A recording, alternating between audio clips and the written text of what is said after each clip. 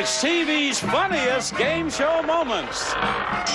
Number 2, featuring Ronald Reagan, Joan Collins, Paul Newman, Carol Burnett and Gary Moore, George Burns and Gracie Allen, Johnny Carson, Steve Allen, David Niven, Bob Barker, Bert Crombie, Bill Cullen, Richard Dawson. And here is the host of our show, the star of television's T.J. Hooker, William Shatner.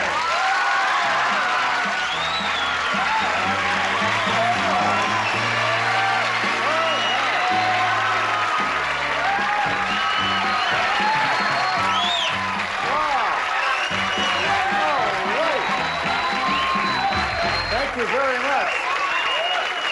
Thank you. Thank you.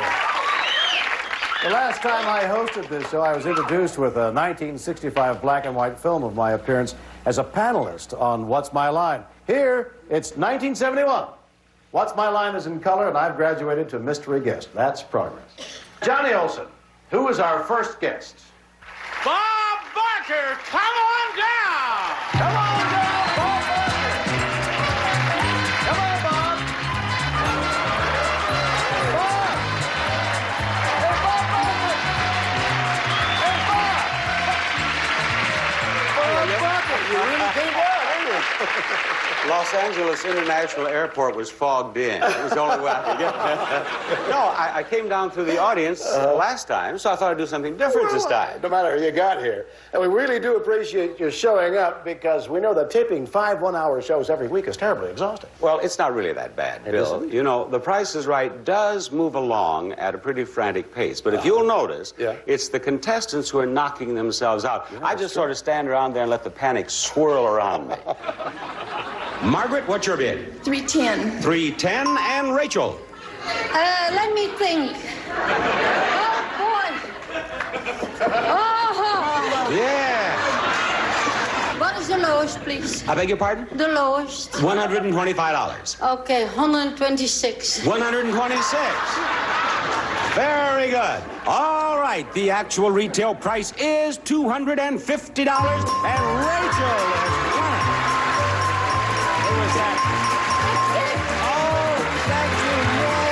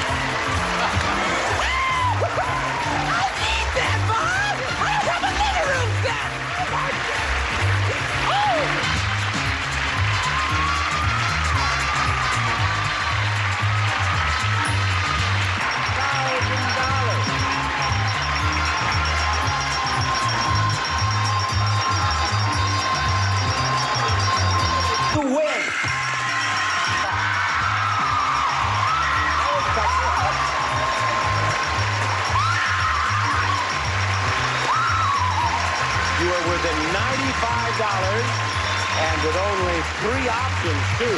Congratulations. Gene, you sound as if you're crying. I'm What's the matter, Gene? I don't want to talk about it. You don't want to talk about I'll it? start crying if you talk. What'd you say, Gene? I'll start crying. Well, then we won't. I'll talk with you later. You get your...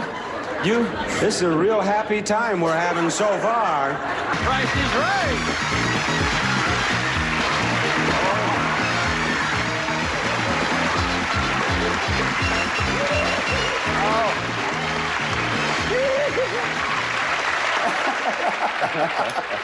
He should be in the Toyota commercial. Sure, that's a good idea. You know, sometimes people faced with a pricing problem on stage request help from a friend or a relative in the audience. Okay. Come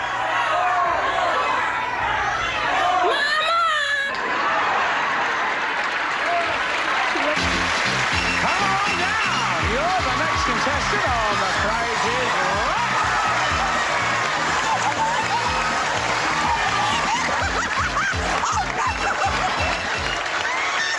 my dear, that can be a... Oh, wow! Yes, a race. Contestant on The Price is Right.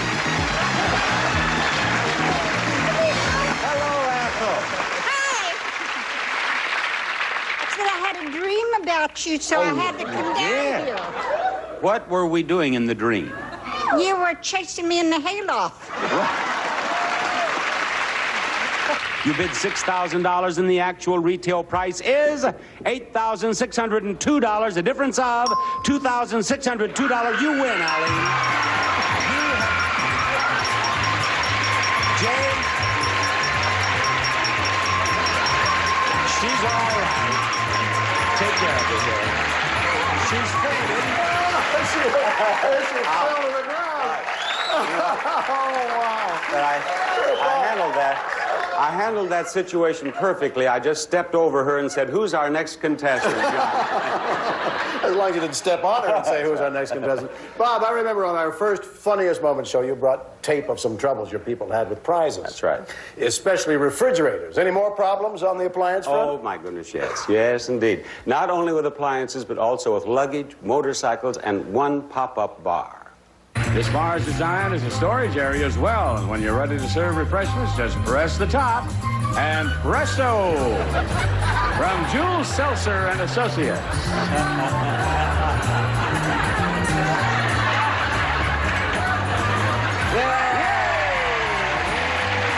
And to the winner of this exercise equipment goes an assortment of no-nonsense pantyhose. These are the Honda CN200, the small commuter-type bike that's freeway illegal. With electric starter, it's easy to handle and easy on the pocketbook. Skyway's newest luggage for easier handling on stairs, curbs, and tight places. Upright luggage on wheels. Outdoor twist fabric and colors, including blazer blue upright luggage on wheels from Skyway. It can always be kept outdoors in...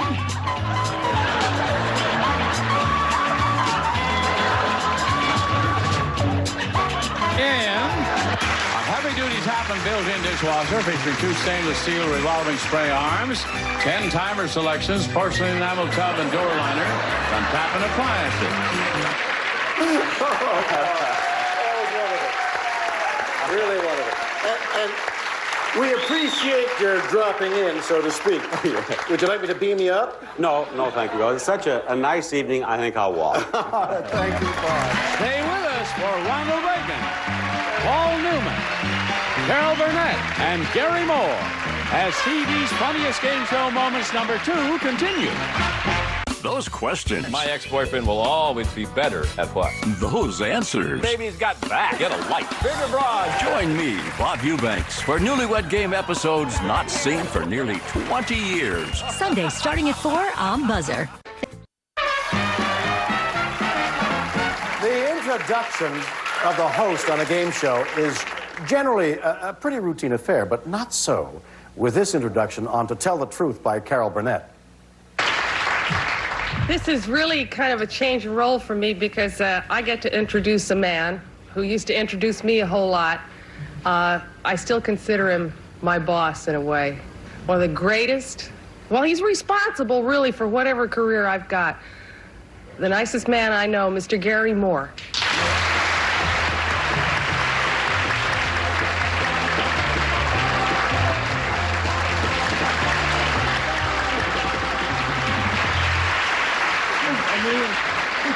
Here. You're going to do the honors for me? Insist. Oh, my, how very nice. Sure, okay. And here he is, in person, Mr. Gary Moore.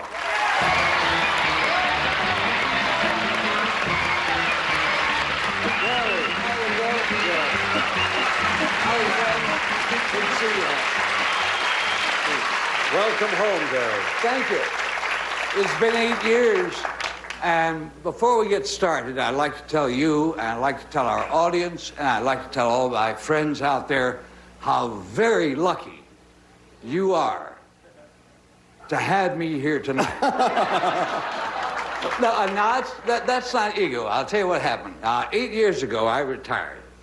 But 9 years ago, I was working very hard on To Tell the Truth.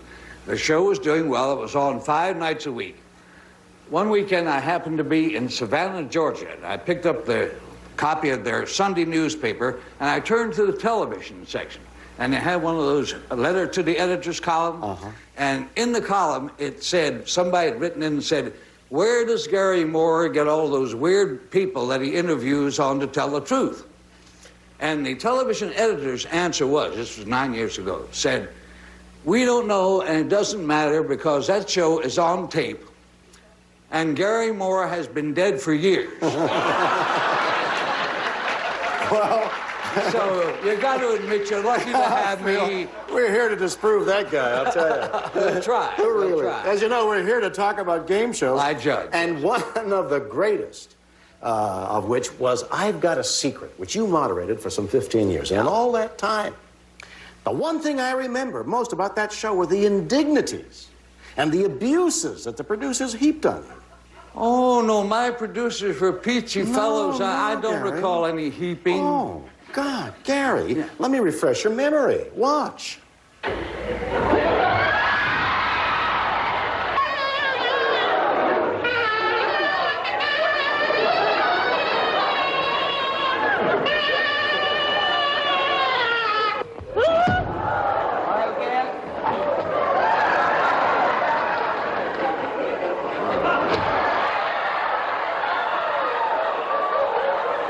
That's abuse and indignity. The only times I got nervous was when I had to work with amateurs. Amateurs? Yeah. Like who?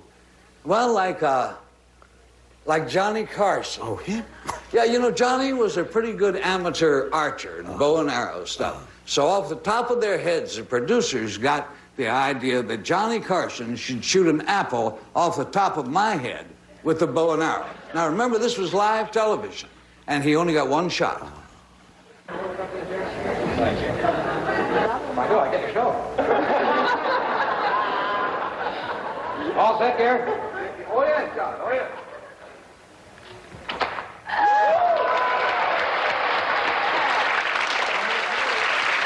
That's amazing.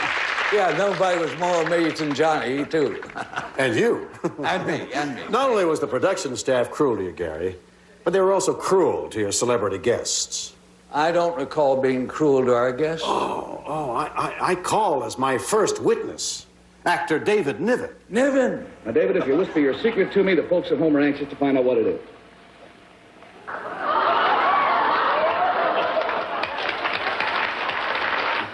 Would it help me, David, to know which part of your body is involved in this secret?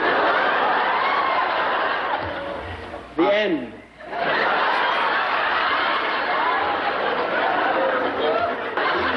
Something that's not very comfortable? Is it cold as opposed to hot? It's cold as opposed to... Is it very cold? Is it a cake of ice? I'm so glad we have that in the archives. Oh, really? You might say it's, call it a frozen asset, I suppose. I'm sorry. No. You also you played tricks on the panel as well, didn't you? Well, yeah, that we did, and as I recall, we had some pretty high-class talent helping to play those tricks. As well, too. High price as well. Let's take a look at a rather elaborate trick that Paul Newman played on Henry Morgan during the 1956 World Series. So, Paul, if you'll whisper it to me, I'd like to show it to the folks at home.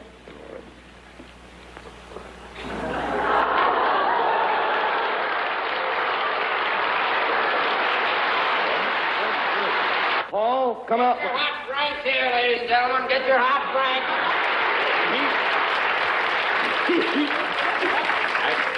Gee, I didn't know that you looked so ordinary. Weren't you the one that we had all the trouble with? You waited on like 50 people? Yes. And we were screaming and yelling? I understand you were very irritated because you were very hungry and didn't have any breakfast. You were there. Gary, of all the guest spots that you had during the time that Secret was on the air, which one stands out in your mind? You're not gonna believe it. Yeah, try me. All right, here we go. Now, ladies and gentlemen, once you meet a man who has delighted millions of people through movie screens all over the world, the star and host of CBS's General Electric Theater, Mr. Ronald Reagan. Well, you can't do much better than that. What was the secret? Well, it turned out to be one of the funniest spots that we ever did on the show. Well, let's let Ronald Reagan explain it. Well, my secret is this, that, you know, a lot of comparison between television and movies, and now I happen to be in both of them. And sometimes they say we have it easier in movies than we have in television, and I don't know that it's so easy. For example, I've noticed here in your show and in most television shows, if you fluff or have to fish for words or say something, or you pause and say, why, you go right ahead. Program goes on. Sure, I have to. But it won't work in a motion picture screen, and every time this happens to us, they say cut, and you go clear back to the beginning, and you start the whole scene all over again. You know, for example, you can't say to the girl in the love scene, you can't say, I love you, darling. That's true. You gotta start over. They say cut and they make you the whole scene over again. Well, I've been watching your show, and I just think that it'd be wonderful if, without them knowing it, we do this show the way as if we were filming it instead of on television. If they fluff, if they say or hesitate, we go right back and start the whole thing all over again. That's right. This is going to be rife with confusion. All right, that's the secret. Let's get the panel back on the stage, please. Okay, now, that's kind of complicated, but is it clear to you? Yeah, I think so. Every time a panelist humphs or furs or ahs, Ronald Reagan will get up and walk out, and they'll start the whole scene over again from the beginning. All right. All right. Now, let's watch. Okay. Jane, we'll start with you. Oh, my. Are you going to do this tonight? Yes. Are you going to do it to us? Well, in a way. To some of us? In a sort of but to all of you, yes, maybe. To all of us? Mm-hmm. Will it be nice, I hope? This depends. I don't know. It won't hurt you. No. I'm suspicious. $20 down, $60 to go, and we go to Henry Morgan. Henry? This, was Jane correct in saying two? The, later...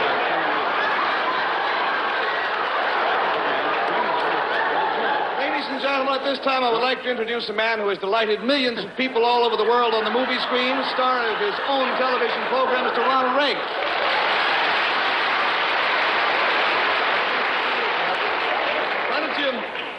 How did you like the way the series came out? Well, I liked it fine. I thought it was a good thing for baseball.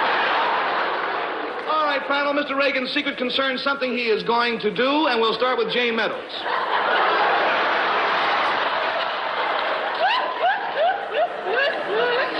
Well, let's see now. What were you saying, Henry?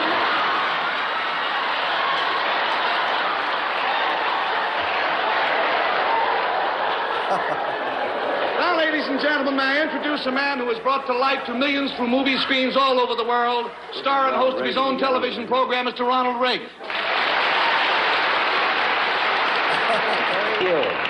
It's getting shorter all the time. How did you like the way the series came out? Well, I liked it. I thought it was a good thing for baseball. I did, too. Now, panel, Ronald Reagan's secret concerns something he's going to do, and we'll start with Jane Meadows. Why don't you just get up and go out? Oh, dear.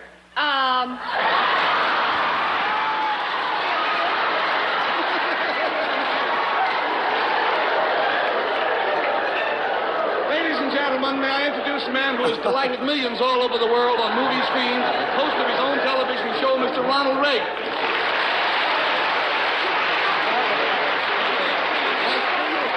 Tell me, how'd you feel about the outcome of the series? How'd I like the way the series came out? I like it fine. I thought it was a very good thing for baseball. I did, too. Now, then, Ronald Reagan's secret concerns something he is going to do, and we'll start with Jane Meadows. Ridiculous.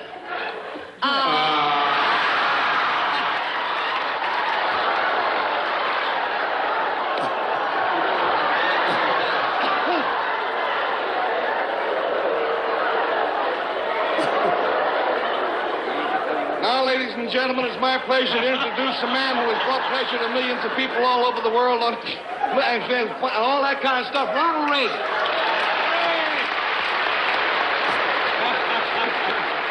It's been a long walk. How did you like the way the series came out? I liked it fine. I thought it was a good thing for baseball way back there. I did, too. All right, panel, we'll tell you that Ronald Reagan's secret concerns something he is going to do, and we'll start with Jane Meadows. No helping, Henry. No helping, Henry. Well, we have a sneaking suspicion, and if we're right, I am the biggest of all time. Is that it? What? Now, express it. Is that it? I won't bother to go out, please. That was wonderful. Yeah. I have only one question to ask you, Gary. Sure, what's that, Bill? How'd you like the way the series came out? I liked it. I thought it was a very good thing for television. Thanks and good luck, Gary Moore. Thanks, Bill. Stay with us for more of Ronald Reagan, Joan Collins, George Burns, and Johnny Carson as TV's funniest game show moments #2 continue.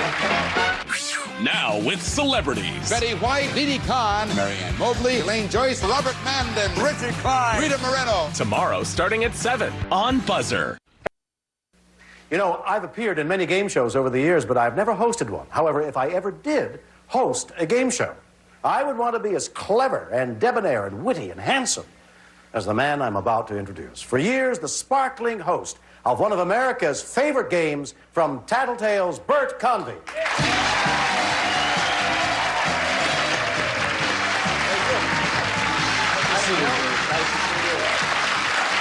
Good friend of mine. Bert, aside from your ebullient personality, what made Tattletales work so well? Ebullient, is that good? I went ebullient. Oh. If I went ebullient like that, that wouldn't be good. I see, but up is... Oh, I think Tattletales, Bill, was... It's really based on the ability or the inability of husbands and wives to communicate and guess what the other person's answer is going to be. I think it's kind of what it's based on. But funnily enough, I hope some of the funniest things on the show were said as side remarks. They really didn't have anything to do with the question. And Joan Collins and Foster Brooks and Norman Fell are going to prove my point. Okay. Watch this. Ladies, you're at a party, and while you're dancing with a man you have just met, you can feel that he's wearing a gun under his jacket. Would you ask him about it, or would you ignore it?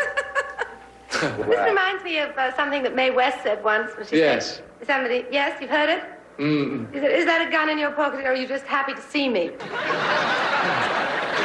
Foster, what will Terry say to this one? Which turns you on more? A man's intelligence, his personality, or his looks? Well, just recently, she asked me to turn her on. She did, eh? She's gained so much weight lately, I can't even turn her over. How would you rate the importance of sex when it comes to making a marriage work? Norman, what will Karen say? Well, what happens at my age, you see? Right. I mean, you have all good intentions. Yes. But by the time you take off your jacket and put a hanger in it, hang it up, you take your pants, with the crease, look for your shoe trees. You figure, did I wear these socks again tomorrow? She's asleep. Did you ever turn up any truly funny people among the spouses of the stars? Oh, sure, lots of them. In fact, that was always gold when you'd find somebody who was married to somebody and they were really funny. I think really right at the top of the list, though, was Gene Rayburn's wife, Helen. She is wonderful. Watch this. Ladies, you're making love when the room begins to shake. It's an earthquake. Oh, but only about 3.2 on the Richter scale. Do you think you'd stop, or would you continue? I sure as heck ain't going to stop. We need all the help we can get.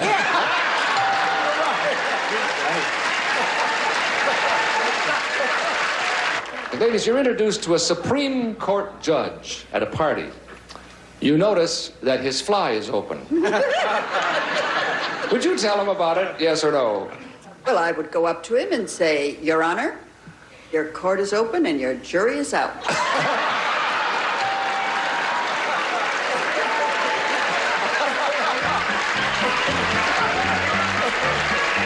Thank you. Bye. Good night. Stay with us for more of Ronald Reagan and Johnny Carson, Steve Allen, and George Burns as TV's funniest game show moments #2 continue. Holding the laughter in just creates gas, which is pretty funny on its own. Stay tuned.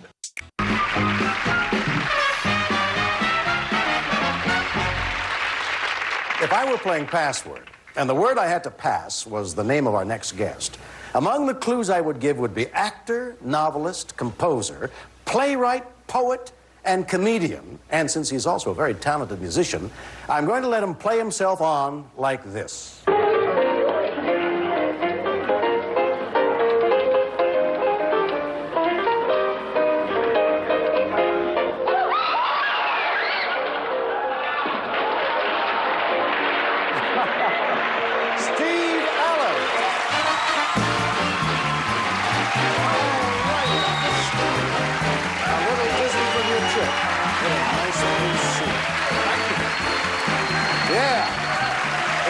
I should have added the word daredevil to my introduction. Well, thank you, Bill. That was a gag from a guest shot I did on I've Got a Secret way back in 1963. Steve, how long were you a regular panelist on What's My Line? Well, I was a regular on that show for almost 2 years, Bill. I left in September of 1954 to start The Tonight Show. I've heard that name. What's My Line ran for 17 years on the network in the same time slot. In your opinion, what was responsible for its popularity? Well, I think probably the single most important element was the mystery guest, a big-name celebrity who, as you know, appeared on every show and usually tried to disguise his voice so that the blindfolded panel wouldn't recognize him. As an example, we'd like to show you now a rather boyish Johnny Carson facing the panel as a mystery guest on February 11th, 1962.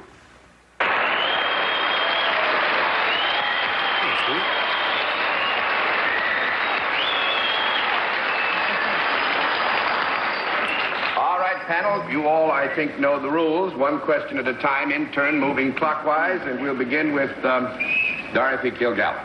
Are you a motion picture star? Beg your pardon? Are you primarily a motion picture star? No. That's one down and 9 to go, Mr. Gable. Are you a man? What? Are you a man? Yes, sir, there are reports. Miss Francis? Are you appearing in television? Yes, ma'am, I am. Dorothy Kilgallen. Are you sure it's a man? Yes, we are. I have affidavits.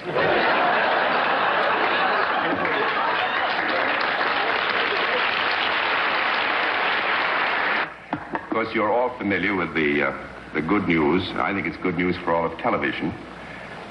Johnny Carson will replace Jack Parr come the fall on NBC.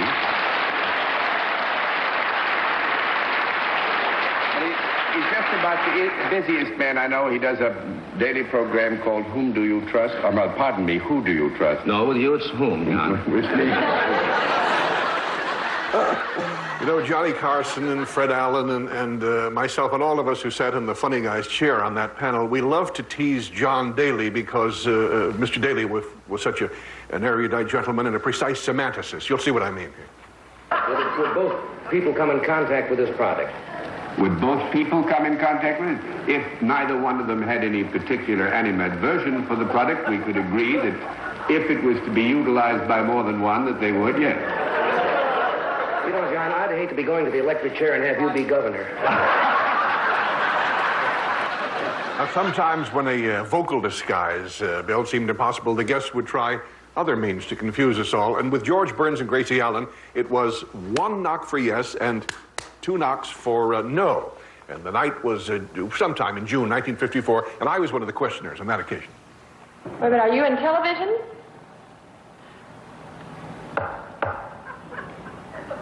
Are you on a show every morning? That's 2 down and 8 to go, Mr. Allen. I'll tell you what I've been wondering.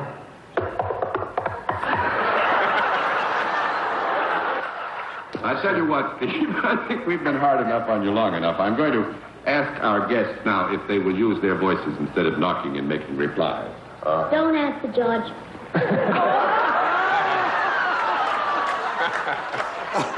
It was adorable.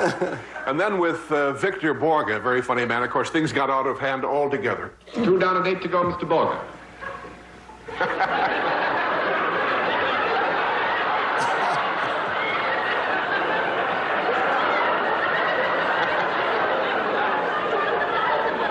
Well, if I'm not going to know who he is, he's not going to know who I am.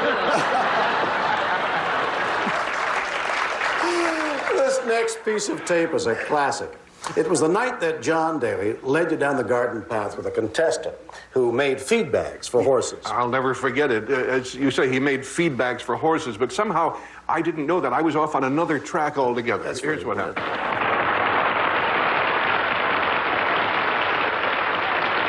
Do you deal in a product, sir? Yes, sir. Is it the sort of product that, when used, comes in contact with the body in any way? Yes.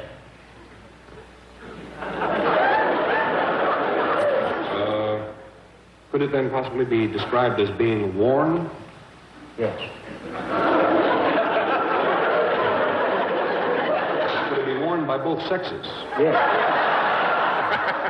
Well, then, to go to the other extreme, could this be something worn by, say, a one-year-old? Could this be something worn by a one-year-old? Yes.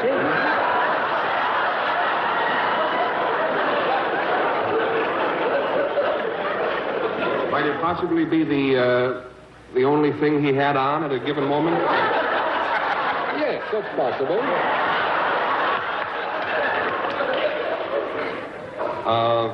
Is this an object which might be taken off and put on several times a day? Yes.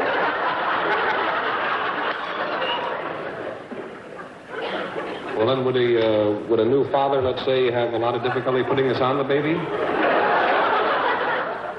In the particular instance of this product, I would say that a new father would have a lot of difficulty putting it on baby. Let me ask you a blunt question. Am I on the wrong track?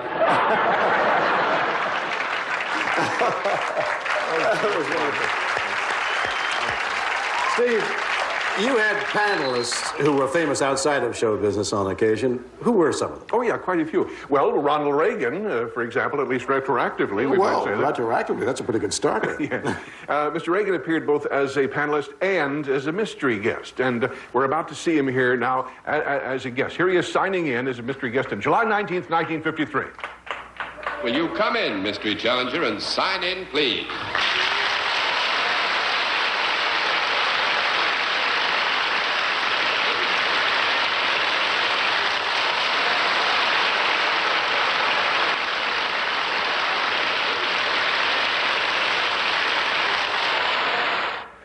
And here's Mr. Reagan being introduced by guest panelist, the famous Hollywood columnist Hedda Hopper on May 20th, 1956, almost 3 years later. On my left is a fine actor, husband, father, and every Sunday night he lights up America for General Electric. Mr. Ronnie Reagan.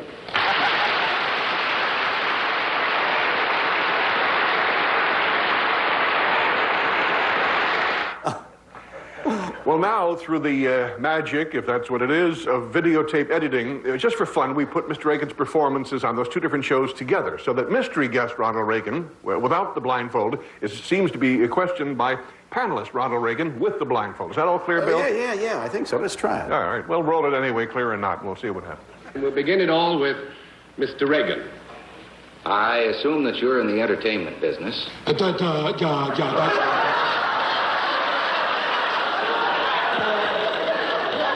One down and 9 to go, Mr. Reagan. Do you perform some particular talent, or when you perform, is it singing? Oh, yeah. Mr. Reagan. Is your show a comedy show? Oh.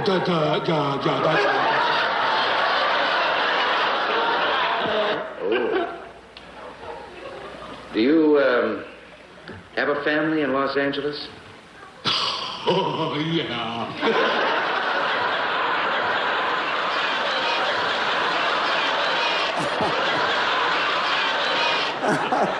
Wouldn't it be funny if they conducted a cabinet meeting like that? We got to lower the deficit. What makes you think that never happened?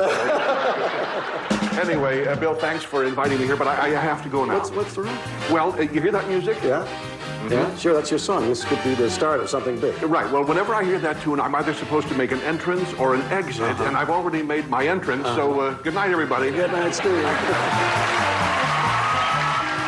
with us for Richard Dawson, Bill Cullen, Cooter the Singing Dog, and Jimmy Durante, as Stevie's Funniest Game Show Moments #2 continue. If the week is for work, then the weekend is for play. Tomorrow, join us for plus-size passwords, matches, and feuds. Tomorrow, starting at 8 on BUZZR. Who is this man? And what in the world is he doing? And while you're pondering that, let me introduce you to my next co-host, the Dean of Game Show MCs, Mr. Bill Cullen.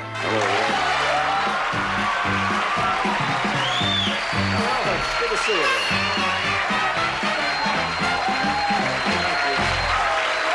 Nice to be doing this again. Well, they tell me that's you. Well, they're right. They're right. That is me on the panel of I've Got a Secret in 1955. And then, as now, I have no idea in the world of what I was doing. In all your years hosting game shows, which one did you enjoy the most? That's a tough question, Bill. But for the sheer fun of working with kids, I'm going to have to say Child's Play. Well, you didn't have to say Child's Play, but I'm glad you did, because we've got a whole lot of wonderful tapes all racked up and ready to go backstage. And before we start, perhaps we'd better remind the audience how Child's Play worked. Well, as you know, it couldn't be more simple. What we did, we had kids aged 5 to 9 try to define words without using the subject word in their definitions. Now, adult contestants then had to try to guess the words the kids were describing. Here is Eric Vaught. He's 7 years old, and he's discussing Dolly Parton. I bet she can float on the water easily. She's a star, and she'll do lots of things, but she will never find her dress size. Wise, far beyond his years. You know, they all are. This is Juliana Stefanoff. She's 8 years old, identifying the 3 wise men. Well, they're people like Mario Cuomo and Mayor Koch and Ronald Reagan. But I don't think they could be the Muppet Show. And people like George Burns, because they're very serious. Here's 5-year-old Frank Burns. He's describing the word star. I think that everyone who is on TV should be one of these just because they're on TV. You're on TV, so should you be one? I've been on TV so much, I think I am one. If you're on these, you are treated special. Yes, you are. You go to a motel, everything but everything there is push button. I mean everything. I don't mean the kind push a button and something mechanic does it. I mean you push a button and somebody does it for you. That'd be great. God, yes, right. Bill, I understand that Child's Play is being produced in foreign versions abroad. Yes, it's on the air in France, in Holland, New Zealand, and in England, where it plays every Sunday evening to consistently high ratings. That's wonderful. The unquestioned star of the London weekend version of Child's Play is a young lady named Veronica Miller of Newcastle, England, who is 6 years old. All of 6. Veronica is about to define middle-aged. Watch. Wow.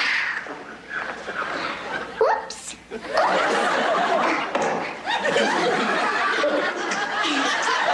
means that you're not exactly old, but then you're not exactly young.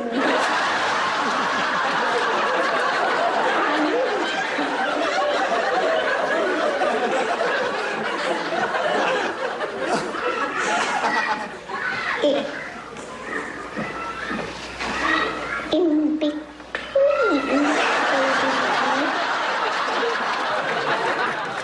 Well, you're not exactly old, but you're not exactly young. Not exactly. I'll tell you what, Bill, let's go back to the British Child's Play again. Now, the accents may be a little strange for American ears, but listen closely because it's really worth it. Now, here is Lucy Crocker. She's 6 years old from Whitney, and the word is alien.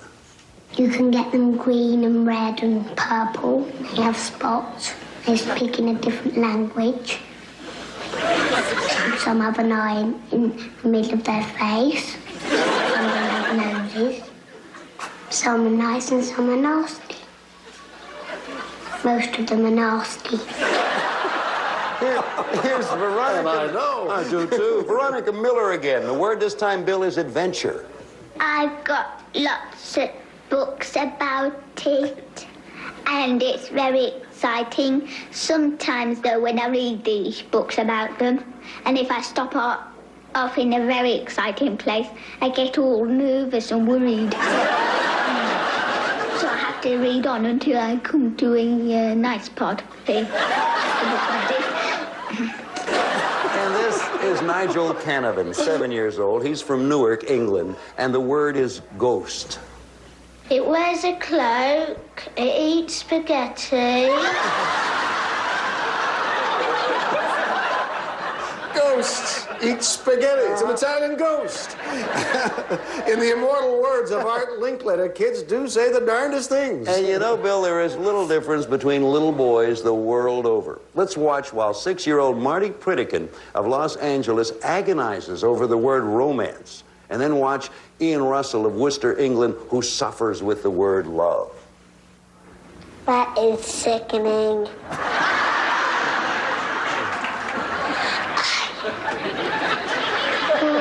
It's like, do I have to?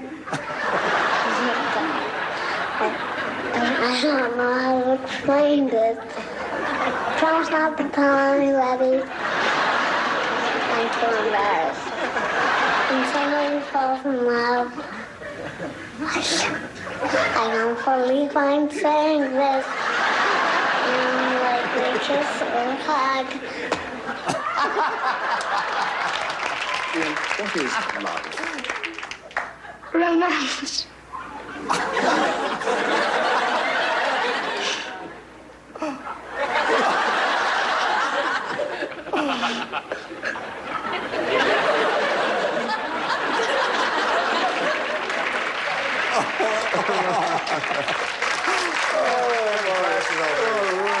How we change when we get older. Bill, do you have any more for us? Well, I got only one, Bill. It's England's Veronica Miller again. Now, she's been defining words before the camera. It's near lunchtime, and she's getting hungry. Oh. Is it lunchtime yet? No, why you're hungry. Yes. Do you think you could do another word first? Yeah. I could do another 1,000 words if you like. But I'll still be hungry. Well, Bill, watching Veronica reminds me that I have had practically nothing to eat all day. Well, can't you stay and do another couple of words for us? Oh, I could do 1,000 more words for you if you like. Yeah. But I'll still be hungry. Oh. That was delightful. Thanks a lot, Bill Collins. Thanks, Bill.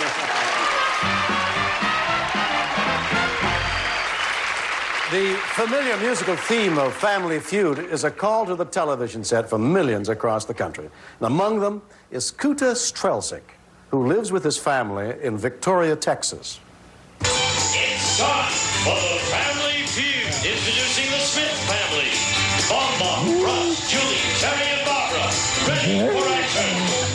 And the Mike, Alan, Jill, and Laura. On your marks.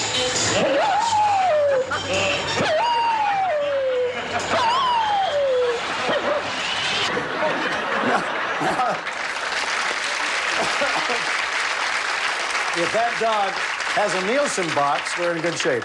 Human beings also sing the praises of Family Feud because of the weird and unpredictable answers people come up with under pressure. Name something that's better after it's been broken in. Yeah, husband. Name something you should do in moderation or you'll be sorry later. Lucy. Sex. Name something you might buy that could turn out to be phony. Yeah, a horse.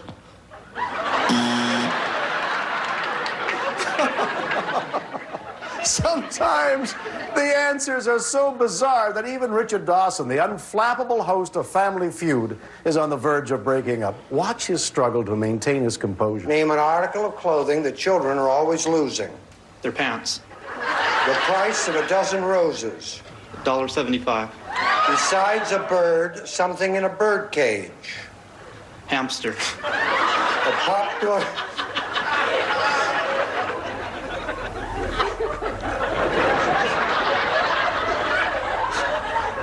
Make a note of this show. Huh?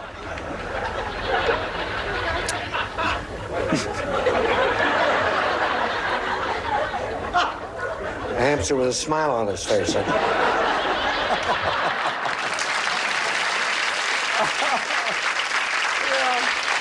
The tension is high, but the rewards are great, and nowhere is joy more unconfined than after a big win on Family Feud.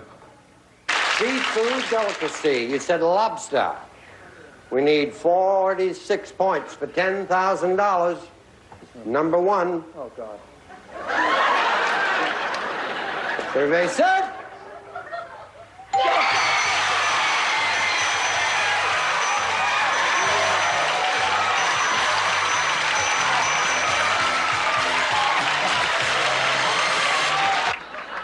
It's something that everybody should do every day. Yeah. Brush your teeth!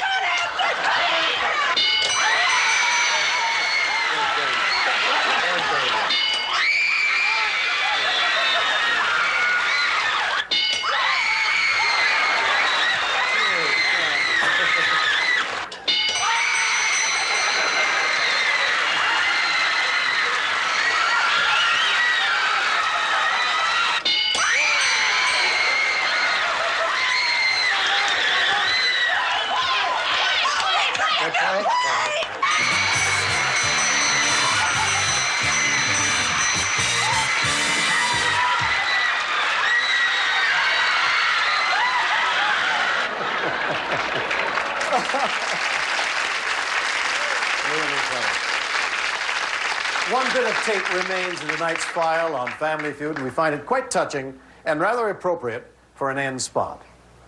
You're not going to faint or Oh, anything, God, right? no. All right. I'm sorry.